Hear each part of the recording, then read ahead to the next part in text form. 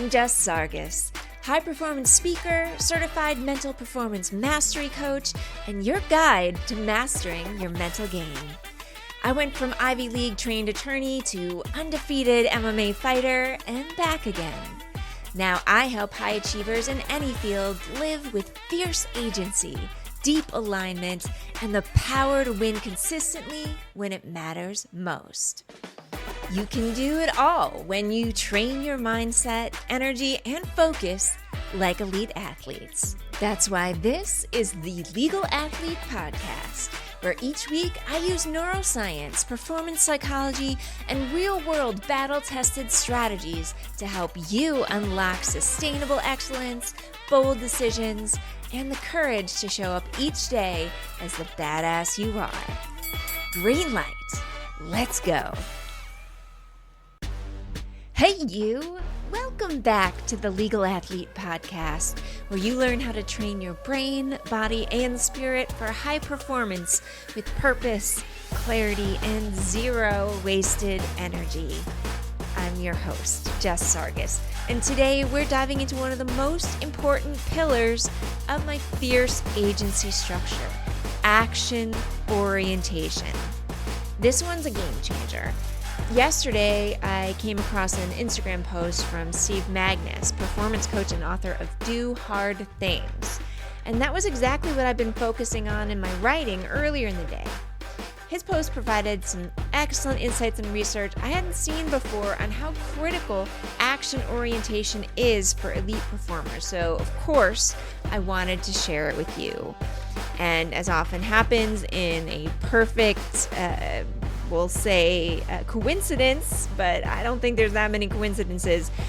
I got a memory pop up on Facebook from exactly 10 years ago, from July 25th, 2015, where I was training with one of my favorite training partners in Las Vegas, and it implemented exactly what I was going to talk to you about today from Steve about action orientation. So we'll get into that a little bit later. But first, back to Steve Magness. He's spent nearly 2 decades studying Olympic and elite athletes, and his conclusion was that the best of the best aren't necessarily the most fearless or gritty or talented. They're the most action-oriented. They move. They take aligned action, not when it's perfect, not when they feel totally ready, but because they have trained themselves to move through discomfort and forward with purpose. They don't freeze under pressure. They don't spin out. They take the next best step. So Magness and a ton of performance psychology research points to 4 specific skills that fuel your ability to take this elite level action orientation. And here's what they've got dialed in. First, to be action oriented, you need to generate a positive emotion. Barbara Fredrickson's brought in and build theory actually shows that when you feel positive emotions like curiosity or hope or gratitude, your brain actually expands into thinking. You see more options. You access more creative problem solving.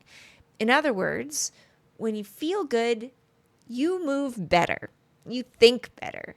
You're more creative. And number 2, you downregulate negative emotion. So first, generate positive emotion. Second, down-regulate negative emotion. What does that mean? Emotional intensity isn't the problem, but getting stuck in it is. So research shows that when elite performers downshift just enough on those negative feelings to keep moving, then they can actually keep executing. They don't ignore the stress, but they don't let it drive that car. Third, they reframe the problem. Instead of thinking, this is too hard, or, oh my God, that just happened, they think, this is a challenge I'm built for, or how can I use this to start making movement forward? This is cognitive reappraisal, literally changing the way that you think about a stressor or an obstacle. It's one of the strongest predictors of resilience and long-term success. And that gets you moving mentally and it can be physically in the positive direction. Fourth and finally, You shift focus toward what matters to become action-oriented. Really, this is the whole game. This is the final step to action. Action-oriented people don't chase distractions. They don't lose that focus. They zoom back in on what matters right now. This is where my WIN method I've talked about comes in. It's what's important now. When you're in that high stress situation and you feeling stuck or immobile, ask that for yourself. What's important now? What is the small next thing I can do to move myself forward to a win? Answer that question for yourself and then act from it right then. Go. Focusing under pressure on what matters most at the moment is an incredible key to a success that is often right in front of us, even when we're watching our favorite sports. We don't always home in on it, so I'm going to share what focusing on your win, your what's important now, looks like from when I was training and fighting in the MMA cage. Now, first, a little background about MMA.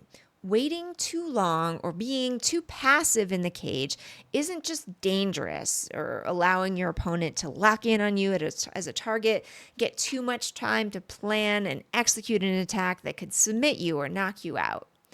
If you wait too long during a fight, it can also look to a referee like you're no longer meaningfully defending yourself. That's one of the rules. So if they think that, they're going to stop the fight and you're going to lose. Because when they see you stop trying, they know you either can't or you no longer want to be in that fight. So they will take you out of it. You're done. Or on a more milder note, if you're not taking action, it can also look to a ref or a judge during a fight like you're stalling or being excessively passive. You might not be done. They might not call the fight, but you're doing nothing to try to win. And that could lead to a warning or even taking a point away in the scorecards. And that could also lose you the fight. So for both safety and strategic reasons, then, you need to be taking action, moving nearly constantly in that cage. Now, if you're listening to this podcast right now on YouTube, for the next 30 seconds, I'm going to be showing footage of one of my training sessions from 10 years ago, July 25th, again, in the heat of a Las Vegas summer, probably 100 degrees plus, working with my favorite training partner, Caleb Contreras. And if you're listening on Apple or Spotify, I'm going to try to jack up the sound a little bit so that you can hear the coaching that's going on in the background, which is a key part of why I'm going to show this to you. Or you can go to YouTube after you listen to this podcast just to catch those 30 seconds. It'll be starting at about 8 minutes and 20 seconds into the podcast recording. So one of the things my coach would always yell to a fighter when they were stuck is, you gotta go. You gotta go, you gotta go. You gotta commit. Just hang that head. Move it. Movement was the key. Hips up. Great idea. Take that. You got 5 seconds. 4, 3, 2, stop. And the key was you had to keep moving right through the end of that round, even if it was a practice round, like running through the tape at the end of a race. You had to keep moving.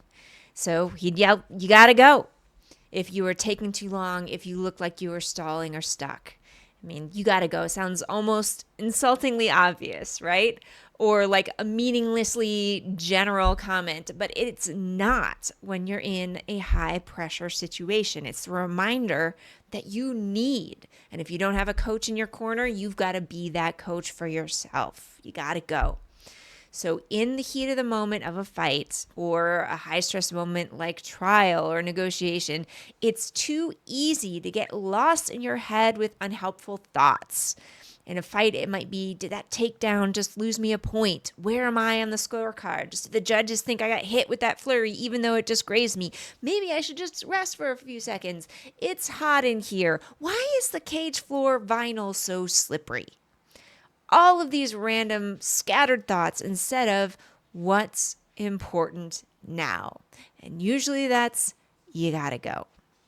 So that's what your coach yelling, you gotta go is doing, reminding you of that one small next step that is all you should be focusing on and taking immediate action to do. Movement is the first step to being back on empowered footing so you can win that fight. So you need to take action. You need to commit to movement. You gotta go is a call to action. Move. Do something. Anything. Strike. Shoot your takedown. Get caught trying. Spin out and try again. Standing there thinking or leaning on your opponent isn't advancing your cause. You gotta go. So an active fighter is the fighter with the best chance to win. And it's the same thing at trial or building a startup or being a leader. You gotta go.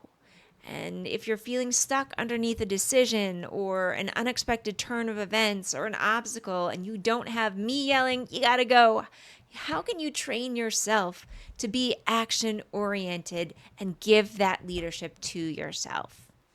Here's some tools that you can start using today to train this. Tool number 1, micro moves to create momentum. Pick just one small, meaningful action. What's important now? Not a giant overhaul, just one next step in the right direction. Make the call, ask the question, send the email, greenlight the project. Just take action, because each time you do that, you are training your brain to be action-oriented. Action trains action. Tool number 2, your reframe or reset. When you feel stuck, try this. How can I build on this? What has been working?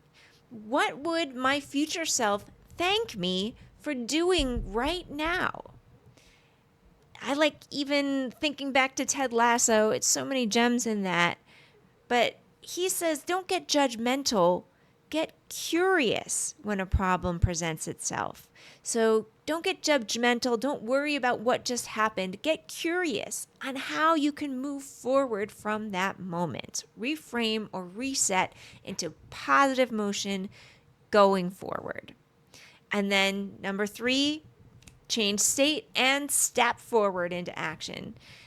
If you're frozen, you might need to just do something to change your state. You can't force productivity from a frozen state. You gotta unfreeze first. So one of the ways you can do that to literally create movement is take a physical step. Shake out your arms or legs, flip your hair. If you're in a place where you can, put on some music and dance or take a walk outside. Hum to yourself. This is great for your vagal nerving as well and reducing the stress of the moment. But whatever you're doing, create some movement, some physical movement, because movement creates momentum, both physical and, most importantly, mental. Get back connected with your body and then take a step, any step, and redirect your motion after that if you need to. But it's the first step that is going to reveal your next and get you unstuck. So greenlight yourself and do it. So let's sum up for the day. You don't need to be fearless. You don't need to be fully ready. You just need to commit to motion, to action. You need to move forward. Action orientation is a skill, a muscle, a mindset. And it's the thing that the research from Magness and others has found, studying Olympic athletes and elite athletes all over the world. It's the thing that separates good performers from elite performers, from champions. And action orientation is a skill that you can train and improve starting now, with just the next move in front of you. Now, if this episode sparked something for you, you can start practicing your action orientation right now. Do yourself a favor, make sure you're subscribed wherever you want to listen to the podcast, YouTube, Apple, or Spotify, and never miss out on a high performance session. Every Friday, new episode drops.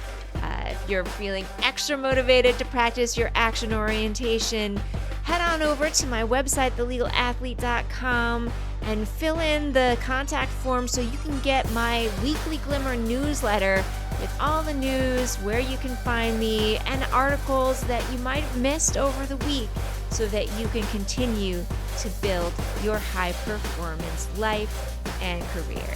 Until next time, remember, green light, you gotta go.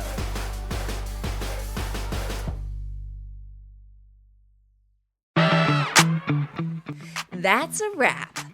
Thank you for joining me on this episode of the Legal Athlete Podcast. If today's episode fired you up or gave you something to train with, hit follow, leave a review, and share it with a fellow high achiever who's ready to raise their game. Want to bring this energy to your team, firm, or event? Or are you ready to train for your next high-stakes moment with me directly? Click the link in the show notes to connect. I'm Jess, and I coach the bold, lawyers, leaders, and anyone ready to lead their life with fierce agency. Green light, let's go.